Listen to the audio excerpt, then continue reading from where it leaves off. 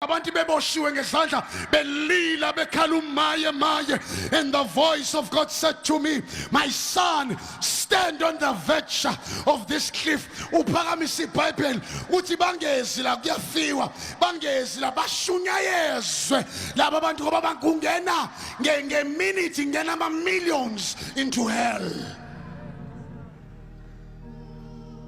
But my son, ngiyakhipha emapholiseni. I don't doubt what I heard from God. My hobby,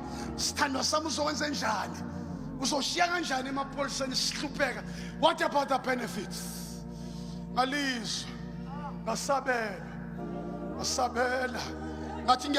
To pay the price. As long mangifika kuwe baba ngifika ngipresent billions and billions of souls. Oh, yes. Mighty Jesus.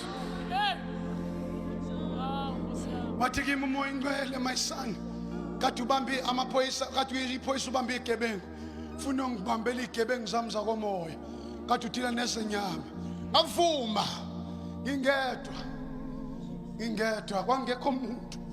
I wait yonke into uthi uPaul konke kwinzuzo kimi akushaya indiva ngakushaya izimo engobukhulu bokumazi uKristu ngabe isilima nakoma emapolisa.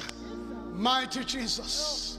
But today I don't regret ukuthi among men who are known in hell, who are problematic to hell, my name is among those lists. Because I am stealing souls away from the kingdom of darkness and I introduce them to the kingdom of light. It doesn't matter. Abanye bathanda imali usithola, abawazi umsebenzi, abayazi calling yami, abayazi into engibizelwe kuyona. Ngifuna abantu abazothi ungabulaleki nje. Here I am.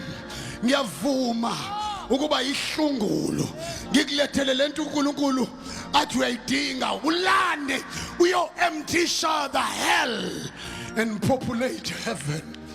Ngiyathuka ngithuka nayikaka bonke abantu bangithuka.